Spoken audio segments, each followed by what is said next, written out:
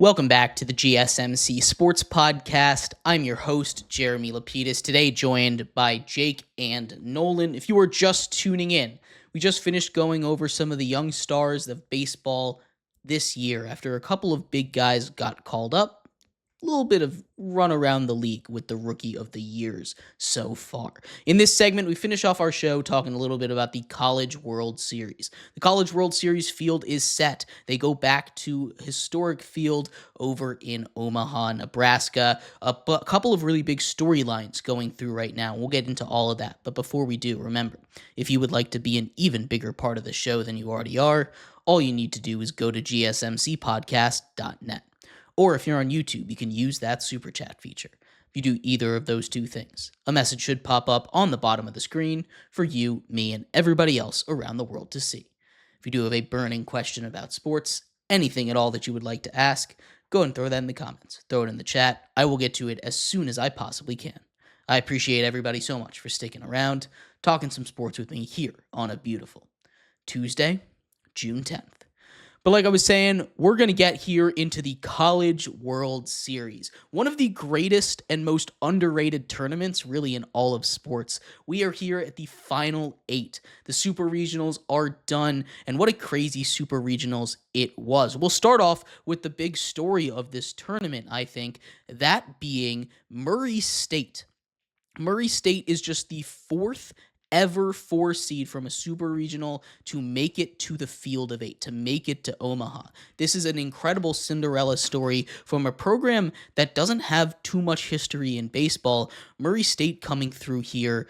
I am incredibly impressed by what they have done this tournament run, taking care of Duke in that super regional most recently. They get a good matchup, probably the best matchup for them, going up against UCLA in the first round. It is double elimination, so they do get a chance even if it doesn't work out. But Jake, talk to me a little bit about this Murray State squad, how they got here, and why they're the Cinderella of this tournament. Yeah, I mean, it all started in that Oxford regional in Oxford, Mississippi, going up, being the 4 seed in that region, and then having to play Ole Miss in the finals of the regionals. You lose the first game. Ole Miss needed to win 2 in a row to advance. Ole Miss wins the first game, and then Ole Miss gets a lead in that second game, in that final regional game to go to Supers. Murray State able to come back, beat the Rebels on their home field, advance, and then go in and beat Duke. Not only beat them once, but beat them twice, including a 19-9 win. This is an absolutely magical run from Murray State. And not only them, how about Coastal Carolina? How about the Chanticleers? Second time in history, the only other time they've gotten in 2016, they won the whole thing.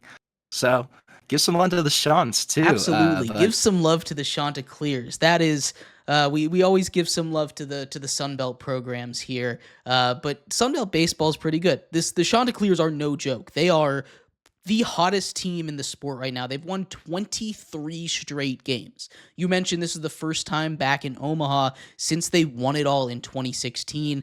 They are incredibly dangerous. And they, again, got a pretty good draw. I think Coastal Carolina versus Arizona, a team that has shown its struggles against some of these better teams in baseball. And then even the other side, the other half of that top bracket, Oregon State and Louisville, they're avoiding Arkansas and LSU until the very end.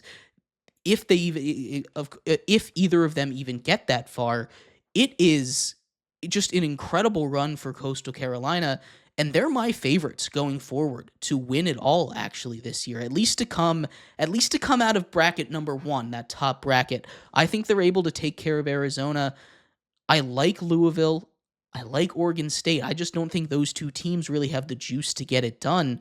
It's all going to come down to who comes out of that bottom bracket. If Murray State can continue this magical run, I think there's a chance they get past UCLA. The real test is going to be Arkansas and LSU because that is the juggernaut matchup. So in this Omaha field right now, those two teams going up against each other should be a lot of fun. Arkansas still looking for his first ever College World Series victory, despite it being baseball, baseball, baseball in Wu Pig Sooie country over there for a long time.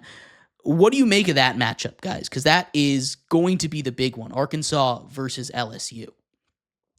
I mean, like you said, I mean that's powerhouse versus powerhouse. That's a number 3 seed versus Arkansas versus number 6 seed LSU. I mean, obviously LSU, they just lost their best player of all time. I'm going to say it in Paul Skeens, but it doesn't matter. They have Baton Rouge. They're rolling. Baton Rouge is rolling. They are playing great baseball. They've obviously made their way all the way to the. I'm going to call it the Elite Eight. I think it's just easy for me because I like to talk about that like in college basketball terms, Elite Eight.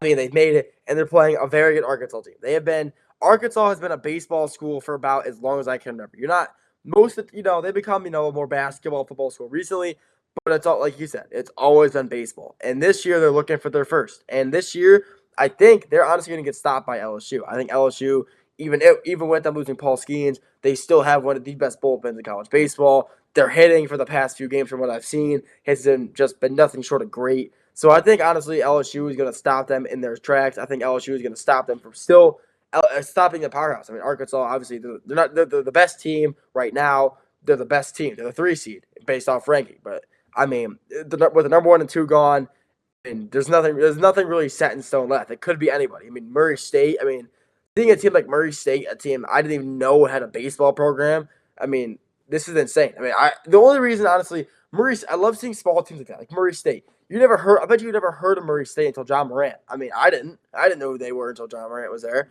Like, Colts of Carolina. I mean, that's more of a football school. They're not even really like a football school either. They're like a mediocre football school at best. I mean, they had some upside, they had some here and there, but you never heard of a unranked Colts of Carolina making it to the Elite Eight in the College World Series, because I sure wouldn't think that would happen. But I mean, it's awesome. I mean, LSU versus Arkansas, it's gonna be a great series. I think LSU will win it because I don't know, they're a better team in my opinion. And I got a little bit of favoritism towards LSU. I got some friends who go there, so I'm kind of rooting for them. But I got LSU in this series.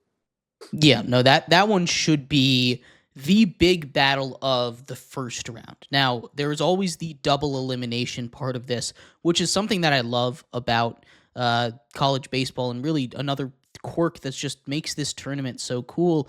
You're never down, you're never out. It gives those teams an advantage, but you can have these magical comebacks. You can have these magical moments. We've seen SEC domination across the College World Series for a very, very long time. This year, we have a couple of contenders outside of the SEC. Right now, just 2 SEC schools are in the tournament, and they're playing each other in the first round. Is this a sign for the future? Is this something that we're seeing more of as time goes on? Less SEC domination, or is this just a 1-year blip where they kind of ate each other alive? Jeremy, I hate to tell you, I think this might be a 1-year thing. For all fans of parity in the sport of college baseball, SEC, it's still baseball country down there. The one thing, though, I do think this is such an interesting year with the SEC, because you look at the 2 teams that made it in LSU and Arkansas, I don't even think they were the 2 of the top 3 teams in the SEC this year. Vanderbilt was better. Texas was better. Tennessee was better than both of these 2 programs. So it's kind of funny that I think those are the 2 that ended up making it out of the SEC. But I do love that this year it really does feel wide open.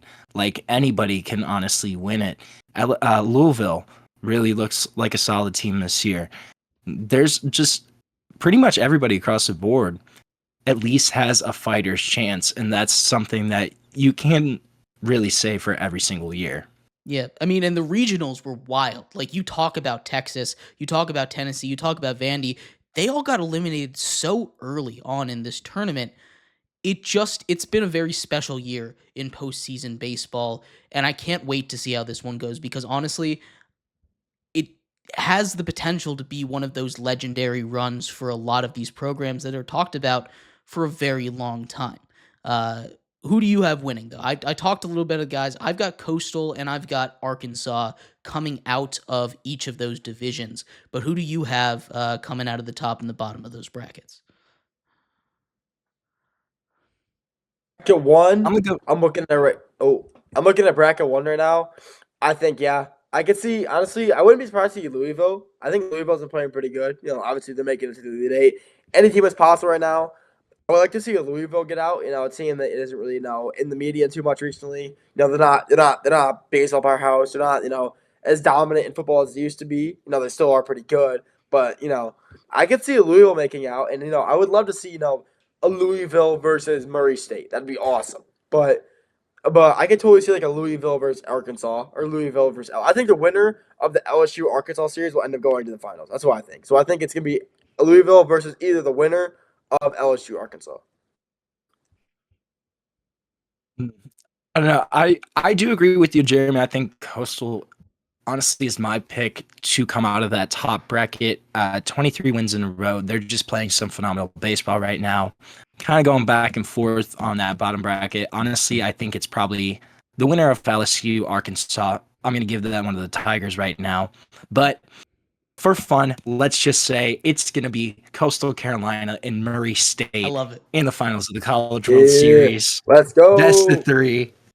We're gonna say that's our pick for right now. That'll be the official GSMC Sports Podcast pick, but we'll keep you updated on it because I think this tournament has the potential to be something special.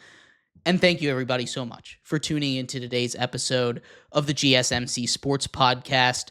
I've been your host, Jeremy Lapidus, joined today by Jake and Nolan. Thank you boys for joining me today. We will be back tomorrow. All the biggest news from around the world of sports will be right here. Make sure you're there. Have a good one. Bye-bye.